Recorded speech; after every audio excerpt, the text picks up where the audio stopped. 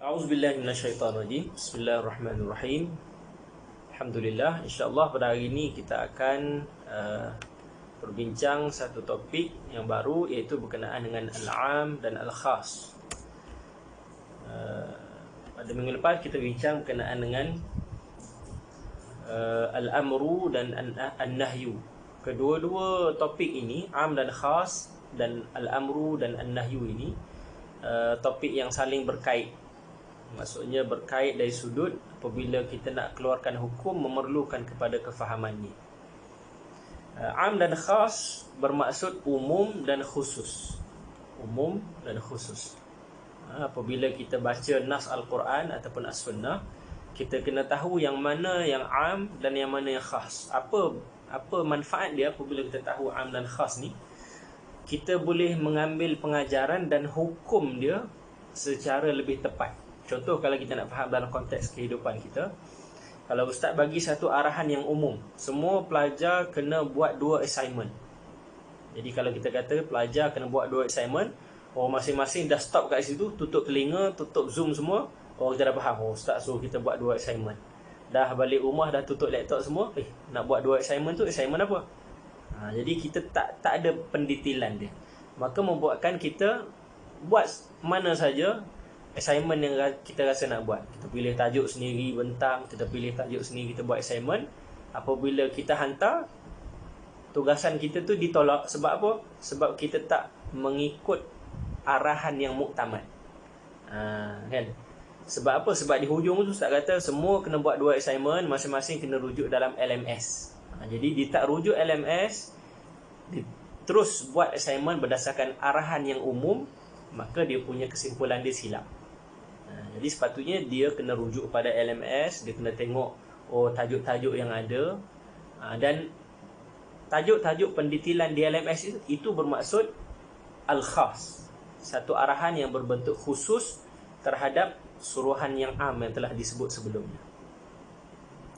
Jadi ini maksudnya perlu kepada am dan khas. Apabila ada statement yang umum, jangan berpada dengan umum lagi. Mungkin ada yang khusus yang kita lebih memerlukan untuk melakukan sesuatu tindakan. Begitu juga dengan Al-Quran dan As-Sunnah. Apabila Allah Ta'ala firmankan dengan firman yang umum, kalau ada dalil lain yang menunjukkan suruhan yang lebih khusus, maka kita kena ambil yang lebih khusus. Contohnya, dalam bab haji, Allah Subhanahu wa Ta'ala berfirman, walillahi 'alan nasi hajjul baiti man istata'a ilaihi sabila. Maksud dia walillahi 'alan nas, maksudnya wajib ke atas manusia itu untuk melakukan sesuatu untuk Allah. Apa dia? Walillahi 'alan nasi hajjul bait, melakukan haji di al-Baitul Haram, di Makkahul Mukarramah, di Masjidil Haram. Statement ini umum, dan Allah Ta'ala kata wajib ke atas manusia melakukan haji. Cuba bayang, kalau kita hanya berpada dengan ayat ini, kita akan faham apa? Kita akan faham semua orang wajib pergi buat haji. Sedangkan di sana ada suruhan yang lebih khusus. Yang lebih khususnya adalah yang dimaksudkan dengan an-nas di situ. An-nas ni perkataan yang umum, semua manusia. Siapa an-nas yang dimaksudkan? Orang yang beriman, orang yang cukup umur, orang yang ada kemampuan. Jadi ini pendetailan yang disebut di dalam hadis Nabi SAW. Jadi kita tak boleh berpada dengan suruhan yang umum saja. Sekiranya ada suruhan yang lebih khusus, maka kita kena pegang dengan yang lebih khusus. Ini menurut pandangan jumhur. Kita akan tengok pandangan ini nanti. Baik, seterusnya kita tengok definisi ta'rif al-'am. Kita akan tengok am dan juga khas. Ta'rif al-'am dari sudut bahasa, am ini bermaksud asy-syumul wal ihatah. Syumul dan ihatah ni maksudnya, asy-syumul ni maksudnya menyeluruh, al-ihatah ni maksudnya mencakupi keseluruhan yang diperlukan.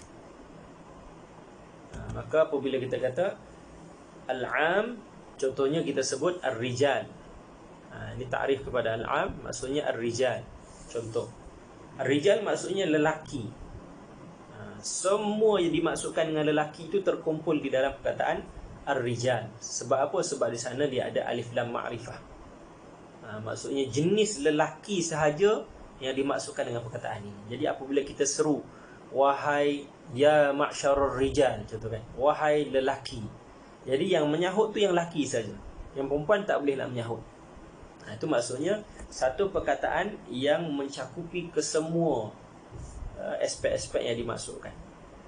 Dan sudut istilahnya, huwa al-lafzul mustaghriq li jami'i ma yasluh lahu bihasbi wad'in wahidin.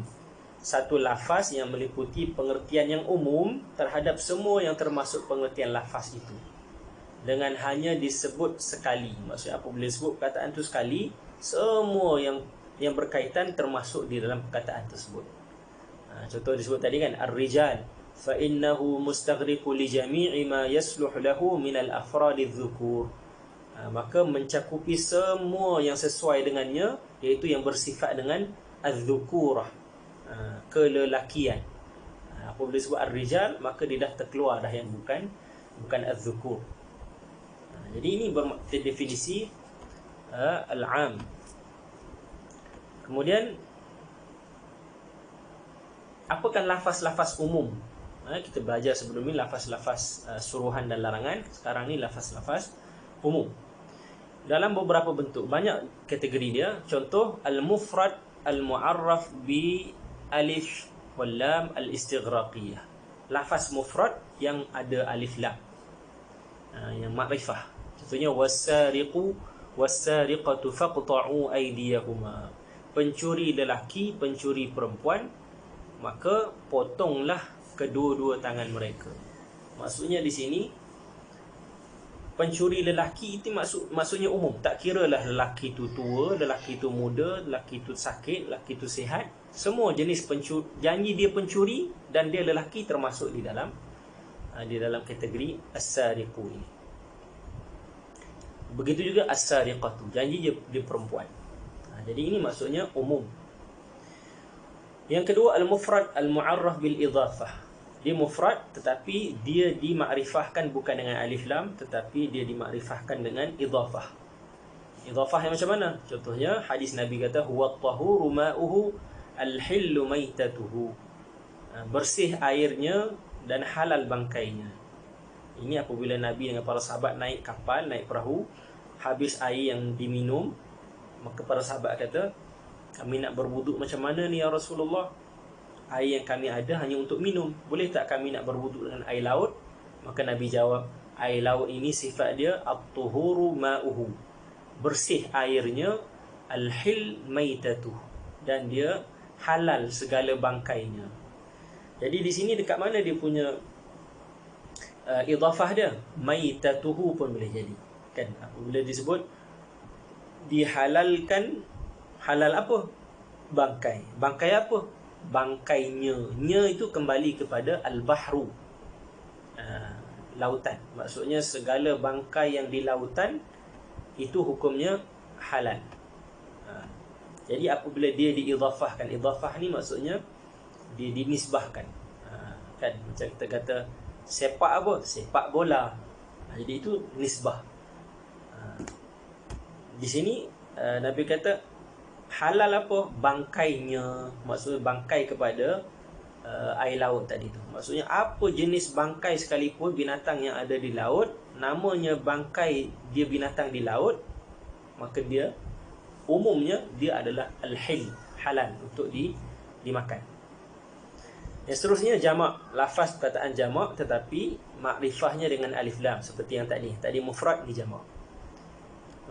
Contohnya, wal walidatu yurdi'na auladahunna haulaini kamilain. Wanita yang menyusukan anak-anak mereka. Jadi di sini apa yang nak diberitahu adalah tentang wanita, walidat, ibu-ibu. Dia diumumkan dengan ibu, maksudnya yang menyusukan anak itu semua jenis ibu. Tak kira lah ibu itu ibu kandung dia ke, ibu susuan dia ke, ataupun ibu angkat dia ke, kan? Jadi itu kita anggap sebagai umum. Al-walidat, ibu-ibu yang menyusukan anak-anak mereka.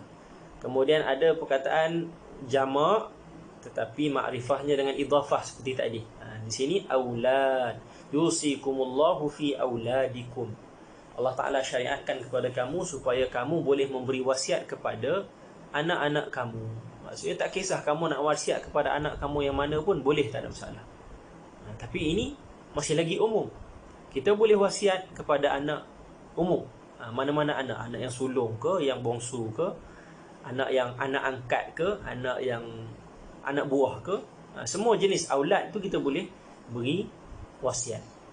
Cuma ada di sana dalil yang lebih mengkhususkan. Nabi kata tidak boleh melebihi 1/3. Kalau nak beri wasiat, wasiat itu tidak boleh melebihi 1/3 daripada harta. Jadi itu khusus.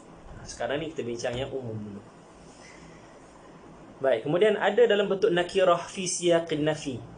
Nakirah ni bukan makrifah lah, maksudnya dia tak ada alif lam. Dia nakirah. Contohnya darara wala dirar. La darara wala dirar. Apabila dinafikan, tidak ada mudarat dan tidak ada perbuatan memberi mudarat. Maksudnya pada asalnya kita tak boleh buat sesuatu yang ada mudarat dan kita tak boleh melakukan sesuatu yang memberi kemudaratan kepada orang lain. Itu pun satu bentuk penafian pada perkataan nakirah. Jadi maksudnya kemudaratan itu umum dalam bab makanan, dalam bab pakaian, dalam bab pergaulan, semua jenis kemudaratan sebab dia dianggap sebagai umum. Dan yang seterusnya al-asma' al-mausulah, isim mausul. Wa uhilla lakum ma wara'a dzalikum. Dihalalkan kepada kamu apa yang sebaliknya. Mausul di sini adalah ma. Ma itu isim mausul. Jadi apabila dikatakan halal kepada kamu apa sahaja, wara'a dzalikum, yang sebaliknya. Pada ayat ini Allah Ta'ala telah firmankan tentang perkara-perkara yang diharamkan. Kemudian Allah Ta'ala kata dihalalkan yang sebaliknya. Maksudnya Allah Ta'ala sebut haramkan khinzir, haramkan darah, haramkan bangkai dan sebagainya. Allah Ta'ala kata selainnya semuanya halal. Jadi kita faham di situ umum, apa saja halal. Sebab di sana ada isim mausul ma. Baik, seterusnya asma'ul syarti, isim syarat. Isim syarat pun sama, dia jadi umum. Faman syahida minkumus syahra falyasum. Siapa yang menyaksikan bulan Ramadan, anak bulan Ramadan, maka dia kena berpuasa. Maka dia kena berpuasa di sini maksudnya jawab syarat dia. Maksudnya siapa yang menyaksikan anak bulan Ramadan itu dalam bentuk umum, faman, siapa saja. Maka di sana kita boleh faham secara menyeluruhnya adalah umum. Faman syahida. Kita ada masa 4 minit lagi ni sebelum dia tutup. Dia bukan kira daripada awal ana record, rupanya dia kira daripada awal ana buka lagi Zoom ni. Ada lagi 3 minit, lepas tu dia akan offkan sendiri. Nanti ana akan invite balik. Begitu juga dengan asma'ul istifham, isim istifham, pertanyaan. Semua bentuk persoalan, pertanyaan itu maksudnya umum. Apa? Madza aradallahu bihadza mathala? Apa yang dikehendaki oleh Allah dengan perumpamaan ini? Madza? Dan kita tanya orang, awak nak makan apa? Apa tu berbentuk umum. Boleh jadi makan nasi, makan mie, makan apa-apa saja. Itu maksudnya umum. Lagi selain itu adalah alfazul jumu', kalimah-kalimah yang bermaksud jamak. Kullu, jami', semua itu memang maksudnya umum. Kullu nafsin dha'iqatul maut. Setiap yang bernyawa pasti akan merasai kematian. Jadi ini contoh-contoh lafaz. Jadi dilalahnya apa? Dia punya resultnya apa? Kesimpulan hukumnya di sini ada khilaf, ikhtalafal ulama. Jumhur, pandangan pertama jumhur Malikiyah, Syafi'iyah, Hanabilah, dia kata dilalah am, apabila perkataan itu disebut, statement itu disebut secara umum, maka dia bermaksud zanniyah. Maksudnya zanni. Masih lagi boleh dipertikan sebab dia umum sangat. Tapi apabila dia dah ditakhsiskan, dia dah dikhususkan, maka dia akan jadi lebih kuat. Berbeza dengan pandangan kedua, iaitu pandangan Al-Hanafiyah. Dia kata dilalatul am qat'iyah. Sebaliknya, dia kata dilalah kepada statement yang umum itu adalah qat'i. Tak boleh nak pertikai. Sebaliknya, sekiranya dia dikhususkan, idza khassa minhu al-ba', apabila dia dikhususkan dengan dalil-dalil yang lain, maka dia akan jadi zanniyah. Bezanya jumhur kata statement umum itu qat'i. Apabila dia statement umum itu adalah zanni. Apabila dia dikhususkan dengan dalil lain, maka dia akan jadi zanni. Hanafiyah dia kata statement umum itu qat'i. Apabila dia dikhususkan, dia akan jadi zanni. Jadi ini perbezaan pandangan yang kita kena faham, supaya apabila kita keluarkan hukum, kita akan keluarkan hukum ikut statement yang mana? Statement yang umum ataupun statement yang khusus. Habis, kemudian kita akan masuk pada ta'rif al-khas. Kita ada 1 minit 12 saat lagi untuk Zoom ni meletup.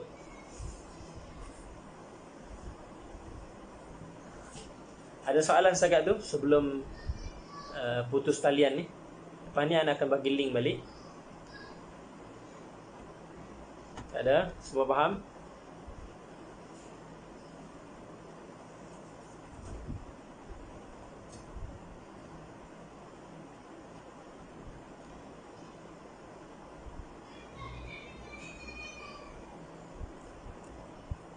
Li jami'i ma yasluh lahu mana?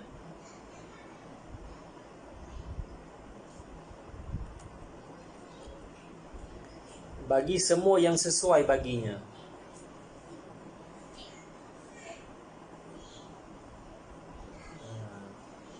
Maksudnya perkataan itu memasukkan semua yang sesuai baginya.